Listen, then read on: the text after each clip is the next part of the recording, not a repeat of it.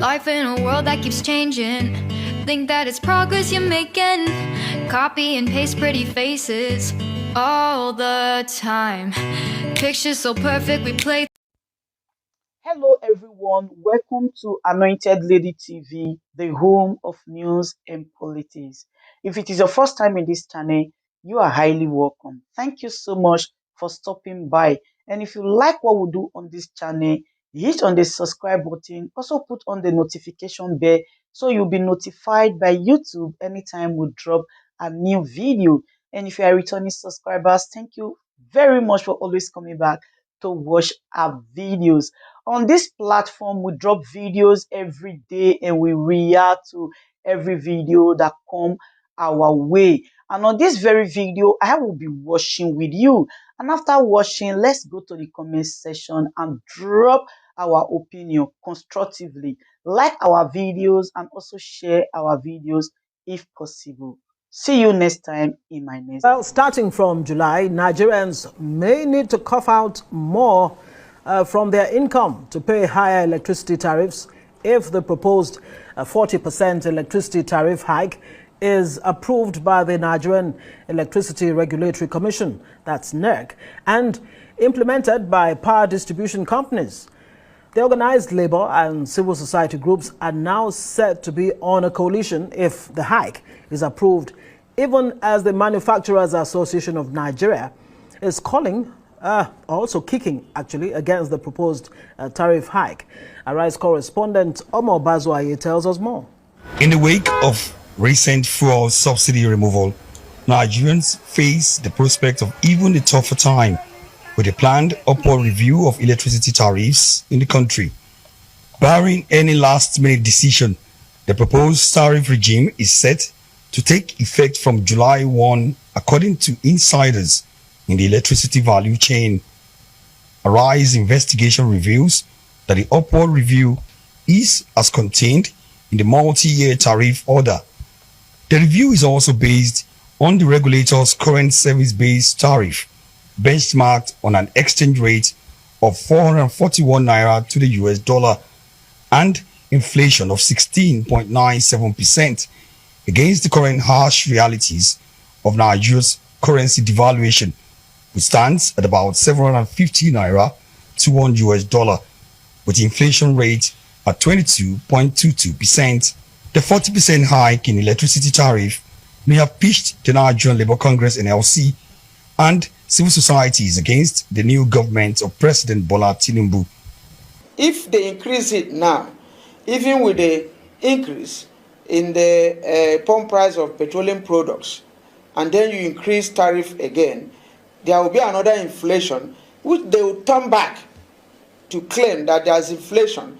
Meanwhile, their increase, had equally led to increase in tariff. A text message by Eco Electricity Distribution Company to customers confirms the plan to jack up tariff, blaming it on a floating exchange rate.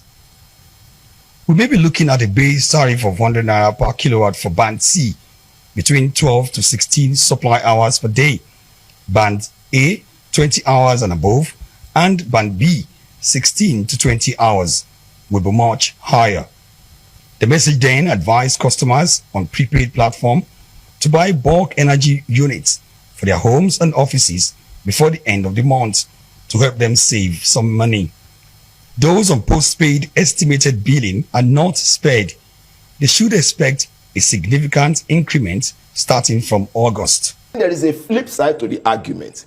The investor is not a Father Christmas. It's not in charity business. It's in business to provide service and to also make money and to let the business remain as a going concern. The Manufacturers Association of Nigeria (MAN) has described the new regime as simply outrageous, noting that the federal government had increased electricity tariffs by 186% in the last 8 years, without any appreciable improvement in the generation and distribution of electricity in the country.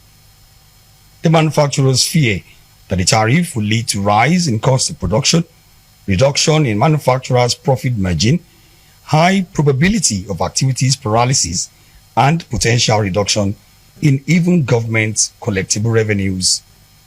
They argued further that the implementation of the proposed tariff will complicate the inflationary pressure on the economy, accelerate the recession in the manufacturing sector, hurt the competitiveness of Nigerian manufacturers, and heighten the probability of manufacturing firms relocating their plants from Nigeria. In the administration of President Jonathan, the Nigerians paid 1,000 for 64 units, and in the administration of President Buhari, they paid the same 1,000 for 16 units. And now, for this hour, we don't know what's going to happen the next hour, they are compelled to pay 1,000 for 10 units. The Nigerian Electricity Regulatory Commission declined to take any further inquiries from Arise News on the matter, apart from explaining that the planned upward review is yet to be concluded and that it would not be proper for it to speak at this time.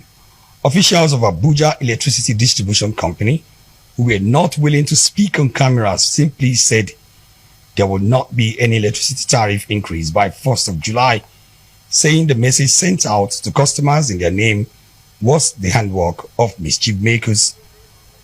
In the time being, Nigerians wait with bated breath. Omo Bazwaye, Arise News. Yes, indeed. Nigerians are truly waiting with bated breath. Well, joining us tonight to take a look at the issues surrounding increase or planned increase in electricity tariff is the National President Association for Public Policy Analyst, Sèériøùśly Okorie. He's also the publisher Power Consumer Watch magazine. It would be nice to know what the Consumers Protection Agency actually should be doing, as far as this issue is concerned. Thank you so much for joining us on Newsnight. Welcome to Newsnight. Thank you very much. Let's even start with this whole idea of subsidy. I mean, subsidy, didn't work necessarily with our energy, sector, with petroleum and all of that.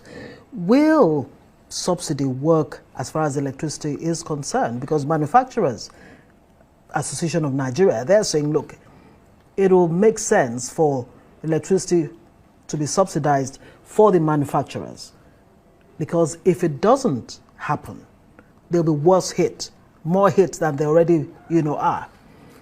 Speak to that. Let me start this way. Remember during Fashola's headship of the Ministry of Power, he approved eligible customers. He came up with the concept of eligible customers. And that was to encourage people like manufacturers that could get like 2 kilowatt hours or 2 megawatts of electricity to directly connect. But that was kicked against because the discos will always tell you they have their franchise areas. Things shouldn't be done this way, things shouldn't be done the other way. Again, if you talk about subsidy, where is this subsidy? Remember in the what they said now, they've abrogated the former Electric Power Sector Reform Act 2005. There was provision for Consumer Assistance Fund, Power Consumer Assistance Fund. That fund, was it administered? That has been there from 2005 when the Electric Power Sector Reform Act came into being. There was a provision for Power Consumer Assistance Fund meant to assist consumers that were unable to pay for electricity. So if there was any subsidy, maybe it would have come from that angle. But who administered that? You see, let me tell you, the issue about the power sector is that it is filled with fraud and corruption, beginning from the regulator. We can prove it. What do I mean by that?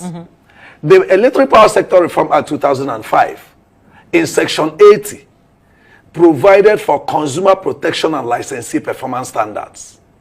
Under that standard, none of the sections was implemented or enforced by the regulator. For instance, that was the part of the regulation that talked about disconnection and reconnection methodology. Okay. There were rules before you could be disconnected. It was not enforced. Consumers were being disconnected at will.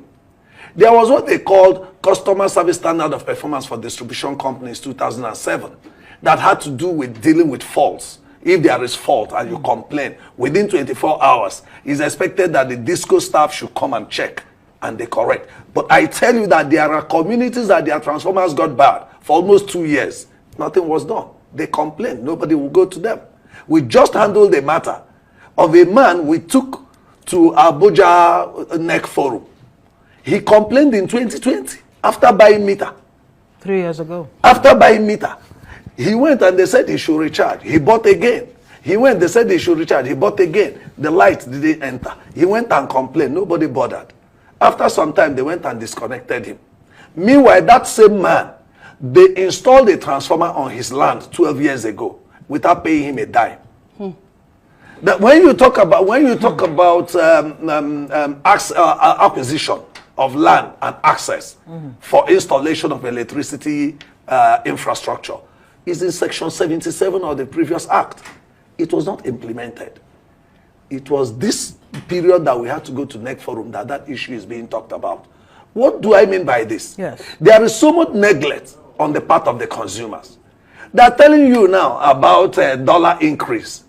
Could the present administration initiate an investigation into what has happened in the power sector? For instance, the billing and metering policy in the sector.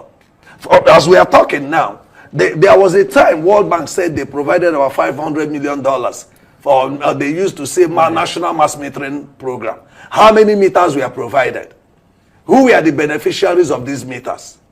There are states that have not seen prepaid meter with their eyes in this country. There are local governments that have not seen it. Yet, you are saying you are serving consumers. What is the consumer enumeration in this country? Now, how many metered consumers do you have? How many unmetered consumers do you have? They need to identify. The worst thing happening is that you will never see a representative of the regulator come to the media to talk. So what are they hiding? Why won't you enlighten the people you are serving? You are regulating this sector, and the sector is fraught with all manner of corrupt practices, and you cannot come out and explain. Now you are asking them, okay, people said you want to increase tariff. Is it not the regulator that should come, face the consumers, face labor, and explain their piece? When you say corruption with the regulator, exactly how? I mean, what I mean is the regulator has a responsibility. If you look at section 32 of the previous act, section 32(1)(f) says regulation should be fair and just to the consumer, the investor, and other stakeholders. But a situation where if you bypass meter now, the distribution company punishes you immediately. But the distribution company will overbill you. The regulator will tell you to write a complaint to the same distribution company that overbilled you and wait for 15 working days. After that, you escalate it to NEC Forum. But that's even, that clause now, is even that is a partial attitude. And why are they doing that? Why, okay, for instance, the discos are supposed to carry out consumer enlightenment. How many do they carry out? Go to anywhere they say they're doing enlightenment. Many a times it is the staff of the disco that will fill that place. So now, many questions the regulator, for answers. why will the regulator not punish the disco for not carrying out this enlightenment? Principal, even that clause is a little ambiguous, because when you say that they should be fair and just, that's relative. What is fair? What is just? All this should have been spelled out in the article. You know. Anyway, let's move from dancing around the problem and let's begin to look at possible solutions. I'm particularly concerned that the Manufacturers Association of Nigeria is bothered because they do not want manufacturing businesses to leave the country. That's on the one side. What about our foreign direct investment? Because energy should be made available and at a reasonable cost too, to keep attracting foreign direct investments. So what's the impact of this on our FDI? Where we make a mistake is we will talk about investment. We won't talk about the governance of the sector. The countries we want to borrow, if you commit corruption in the sector, you'll be dealt with. The countries we want to copy, they have enumeration. Their laws are enforced. The companies, the foreigners, just like World Bank now, will tell you that, imagine a government that is not up to 1 month. The World Bank is saying they want to give $750 million for electricity. Which minister applied for that loan? Why is the World Bank in a hurry to give loan when Nigerians are to suffer? Now, the same World Bank will tell you they are in Nigeria, they want to check corruption. They believe in good governance, transparency, and accountability. How many metered consumers are paying? How many non-metered consumers are being exploited? Presidency, we need to go on a break right now. When we come back, if you will still be the one to provide answers to those questions, I will. Do stay with us because News Night is not done.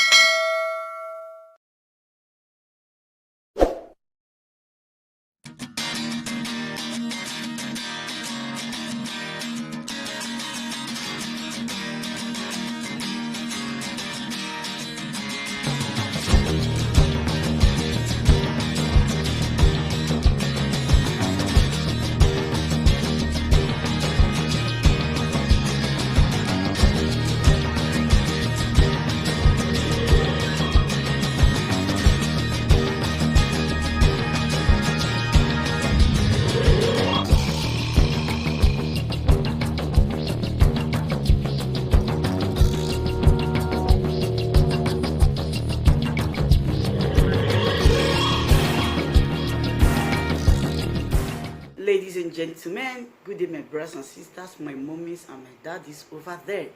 Is your sister again, your doctor, your friend, your girl, Anointed Lady TV. Please, if today is your first time of coming across my YouTube channel, please do subscribe for me. Subscribe and turn on the notification bell.